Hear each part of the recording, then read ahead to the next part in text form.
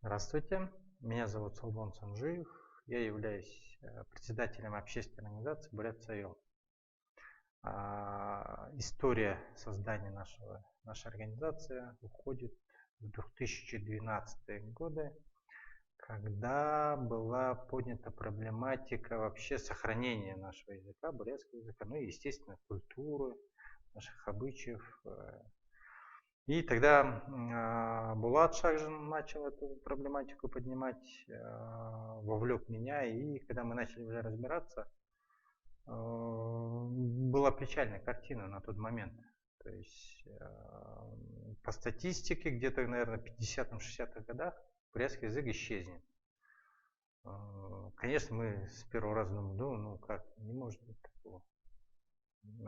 При углублении изучения вот этого вопроса, конечно, действительно становилось печально, грустно.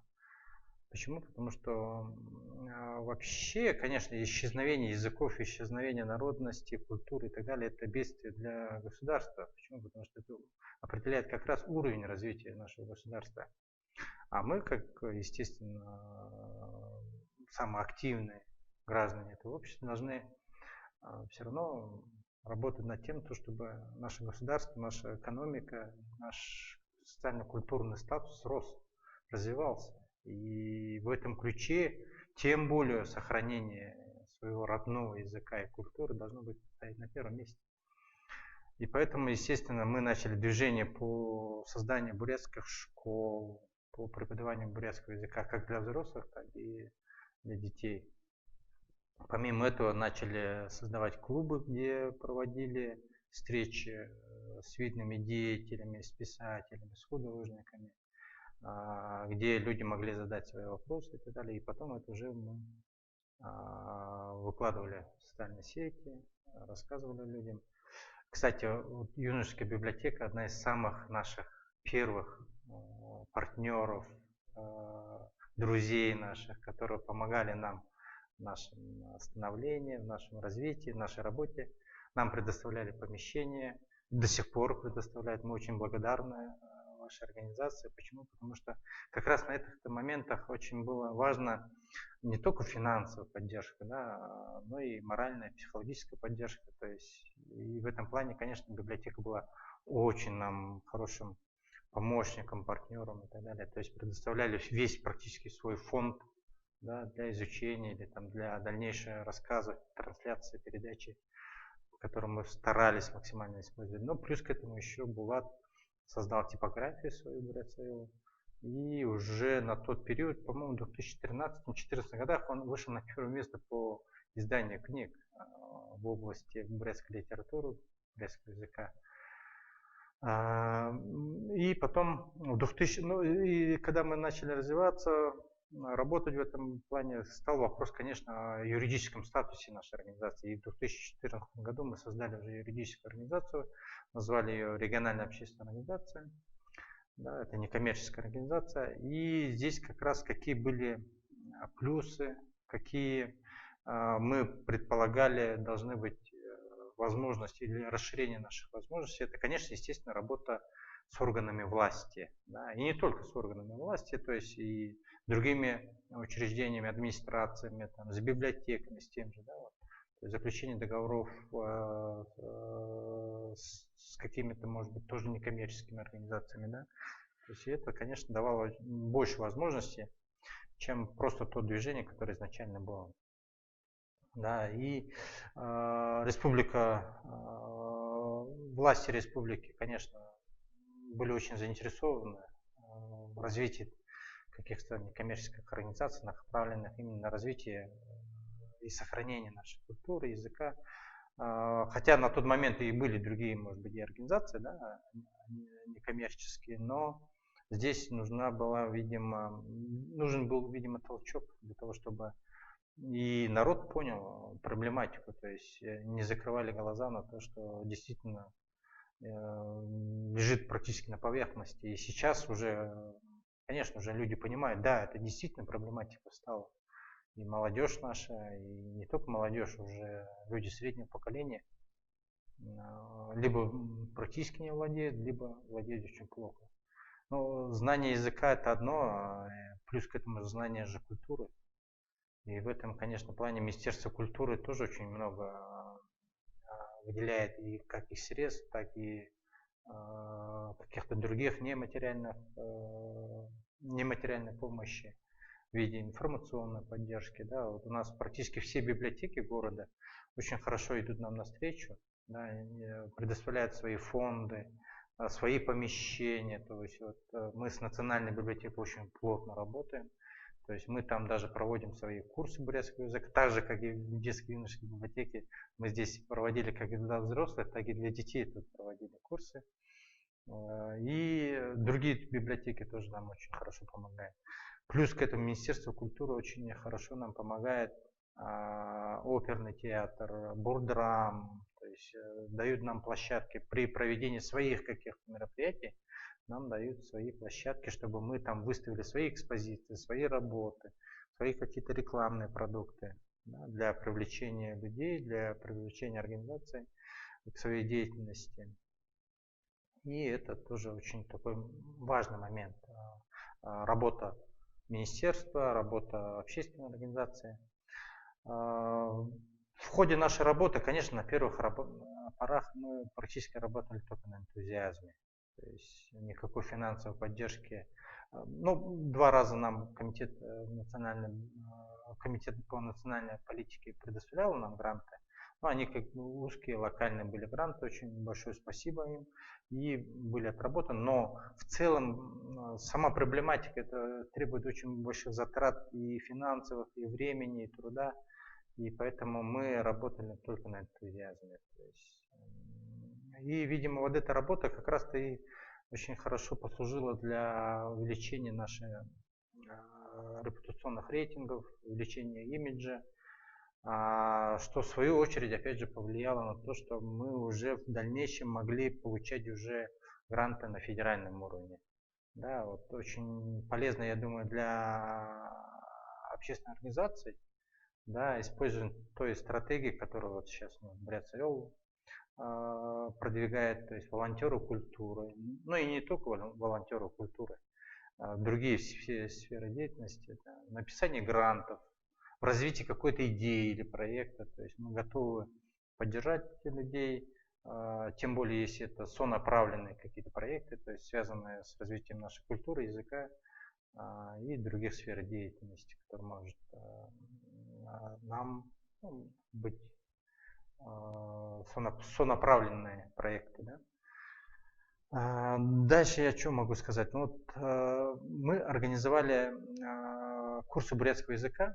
Да, комитет по национальной политике предоставил нам в Доме дружбы помещение для того, чтобы мы могли проводить занятия. Ну, помимо этого еще и актовые залы, помимо этого еще они предоставляли нам, когда мы начали еще мастер-классы по пошиву традиционной одежды, они нам предоставляют швейное оборудование и так далее. То есть очень хорошая помощь от комитета, от властей. Почему? Потому что тоже это большие деньги. Если все перевести именно в финансовое русло, мы бы за аренду этих помещений, этих, может быть, какого-то оборудования, инструментов платили большие деньги. Хотя в грантах мы тоже закладывали такие расходы, но это все равно это маленькая часть всего того айсберга, который требуется для полномасштабной или полноразмерной работы таких общественных организаций. И это надо как бы понимать, если общественные организации хотят работать. Потом здесь очень тоже интересный момент. Все те наши активисты, которые работают сейчас у нас в Бряцевеле, это волонтеры. Да, то есть почему-то изначально мы как-то себя даже не причисляли себя ни к добровольцам, ни к волонтерам. То есть мы считали, что это наша обязанность. Но вообще мотивация, конечно, у людей всегда разная. Да? То есть кто-то приходит к нам с идеей там, бурятского языка, а все, что остальное, его мало волнует. Кто-то приходит с идеей, там, давайте мы традиционную одежду будем продвигать. Да? Кто-то приходит и говорит, да, там, а почему мы не продвигаем монгольское письмо, ну, бурятское наше вертикальное письмо, которое является, кстати, уникальным наследием нашего народа. И сейчас, кстати, благодаря, допустим, опять же, Комитету национальной политики, Дома дружбы, идет проект по развитию брендов нашей республики. И вот как раз вот монгольское письмо, это тоже один из очень таких ярких, таких уникальных брендов, которые мы сейчас будем развивать. По крайней мере, будем разрабатывать идеи, проекты, будем приглашать людей, чтобы нам помогали. Почему? Потому что развитие бренда это очень такой трудоемкая работа, требует много затрат энергии, средств и так далее. Здесь нужно будет проводить какие-то мозговые штурмы. Будем думать, как это продвигать. Плюс к этому, да, мы еще сейчас будем продвигать очень такой хороший бренд, это АБГСР. Да, и это тоже очень такой уникальный бренд.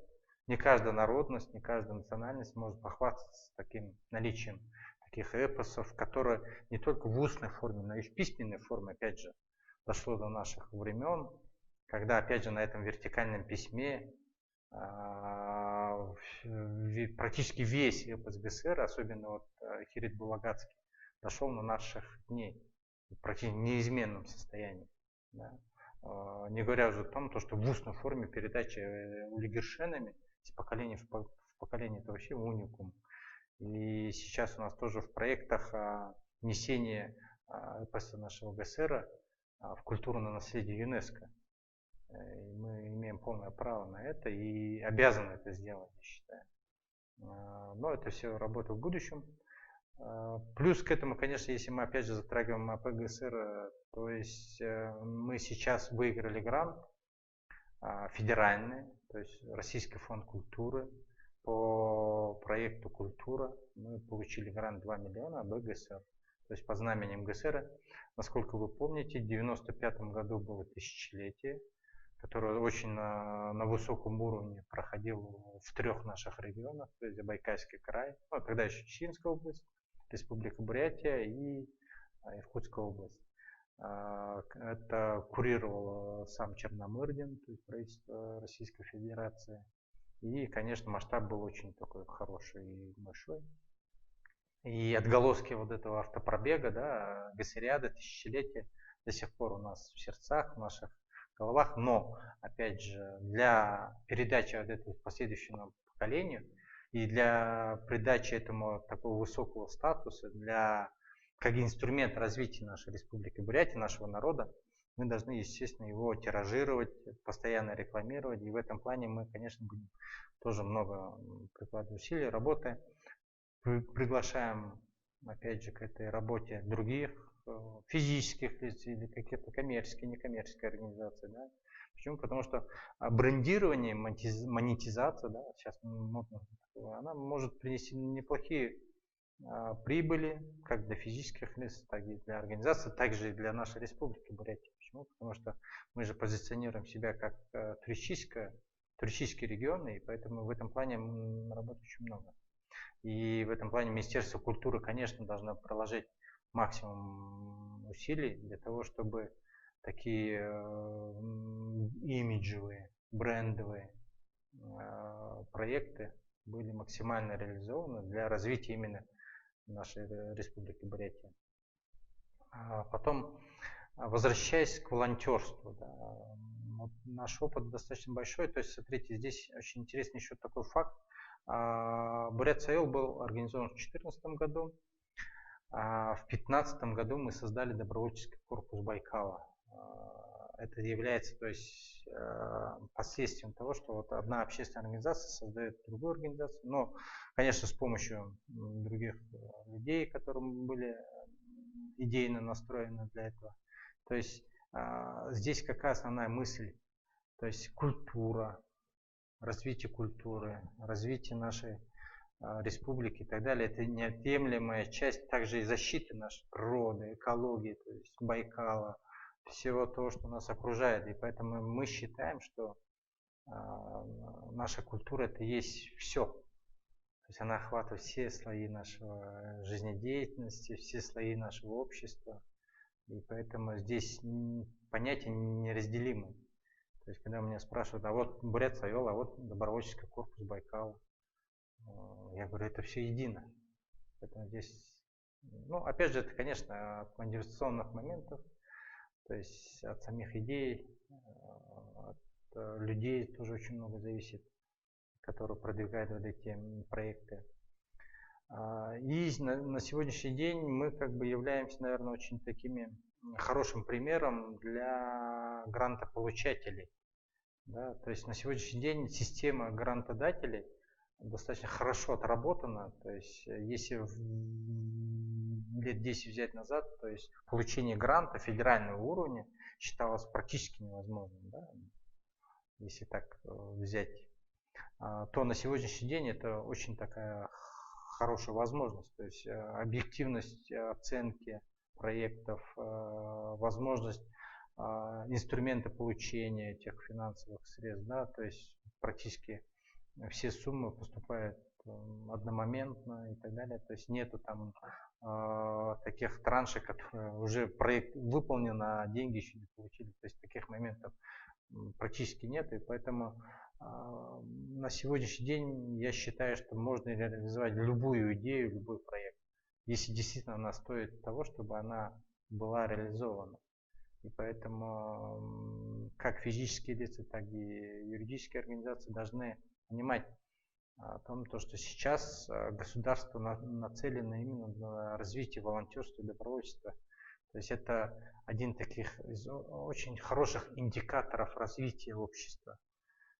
Понимание того, что мы за счет того, что сами развиваемся, развивается и наше государство. Мы привыкли, наверное, сидеть и ждать, что вот государство должно нам все на ложечке принести и все сделать. Нет. На самом деле это мы сами должны продвигать все свои идеи. А государство только должно помогать. В том плане, то, что мы действительно хороший проект должны продвигать. И вот эта взаимосвязь, да, и вот это отношение организации, людей и государства должно поменяться. Да, если мы постоянно ранее считали, что даже вплоть до того, что тушение пожаров, да, почему мы должны тушить? Это государство должно тушить. Там кучу этих пожарных, МЧС, лесников и так далее. Почему они не тушат?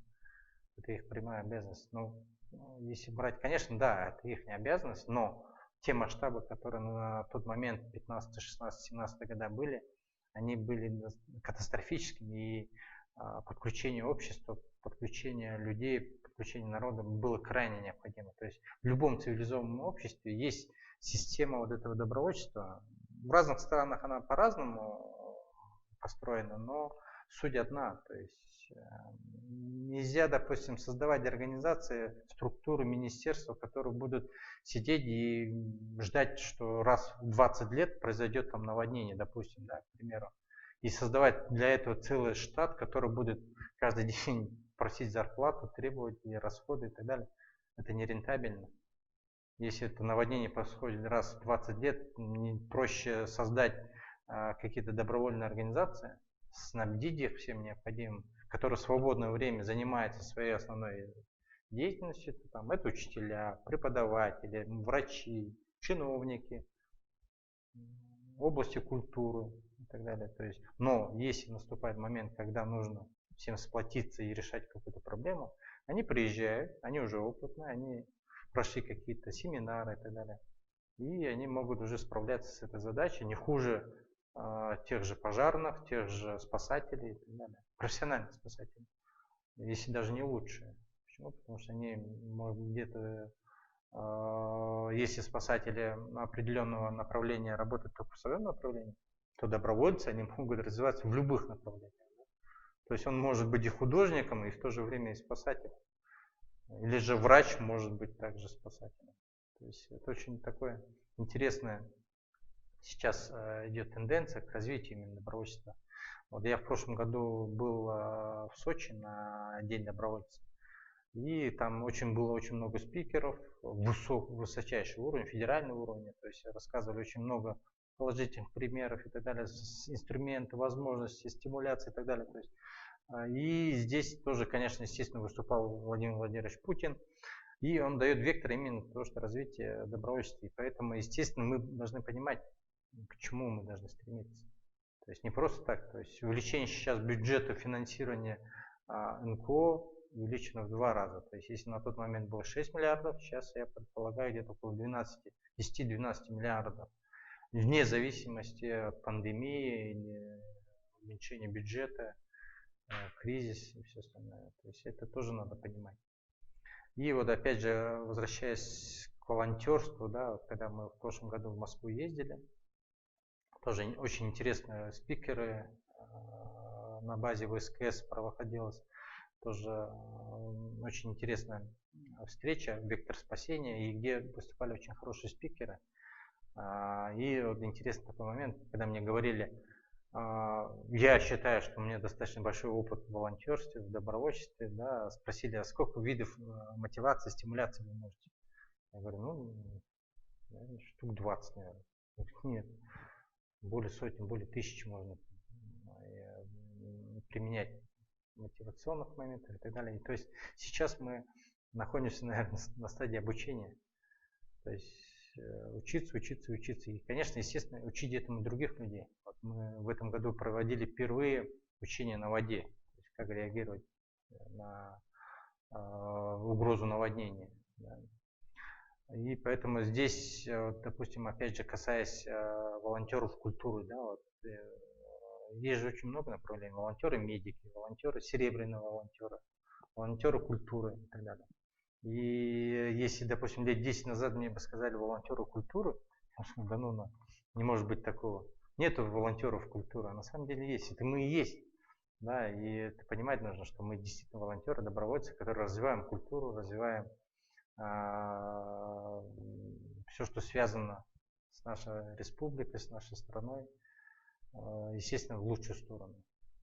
И здесь, конечно, хотелось бы отметить то, что у нас очень разные люди сейчас, допустим, наша организация Бурятсойл, начиная от преподавателей, заканчивая швеями, танцоры, певцы. То есть у нас при анализе такой интересный факт, то есть при изучении, допустим, языка, для закрепления если он понимает, что если он споет песню, да, это совсем другое. Да. Если он скажет благоположелание, или же он будет шить для себя традиционную одежду и понимая, что каждый элемент одежды несет в себе какую-то информацию, это тоже.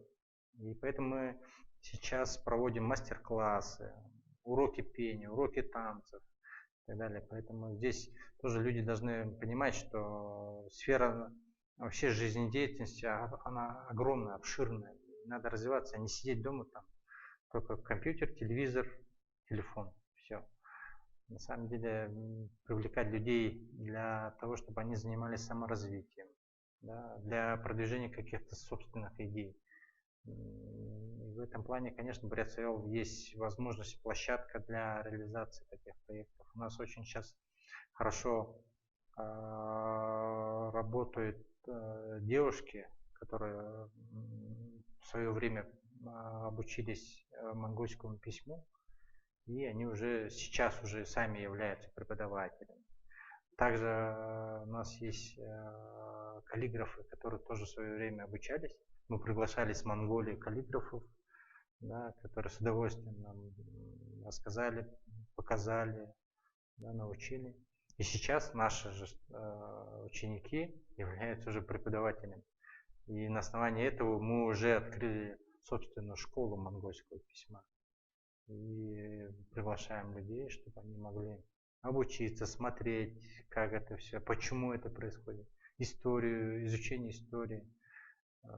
Почему? Потому что, опять же, понимая важность, допустим, преподавания языка или важность знания культуры, традиций, обычаев, мы, конечно, приглашаем к этому наших ведущих ученых, специалистов, этнографов и так далее, которые могут уже с профессиональной точки объяснить людям, рассказать людям о тех важных моментах нашей истории, те моменты, которые поясняют, допустим, те традиции, которые, почему мы это делаем, да, встреча Мелового месяца, допустим, или же какие-то другие праздники, да. Сурхарбан, почему его так назвали, и так далее. То есть все вот это взаимосвязь. И когда вот эта востребованность получения информации, она должна в свою очередь синергетически тянуть за тобой знание самого языка и знание культуры. А это в свою очередь должно опять же дать возможность привлечения каких-то инвестиций, каких-то туристов, туристическое направление, да. То есть все же в мире взаимосвязано, и мы должны в этом мире как бы хорошо ориентироваться, хорошо плавать, стараться самим учиться и, естественно, этому учить других людей. Ну, на сегодняшний день, наверное, пока. Все. В дальнейшем мы готовы еще больше рассказывать о всех тех наших опытах, о всех тех положительных моментах нашей деятельности. Спасибо.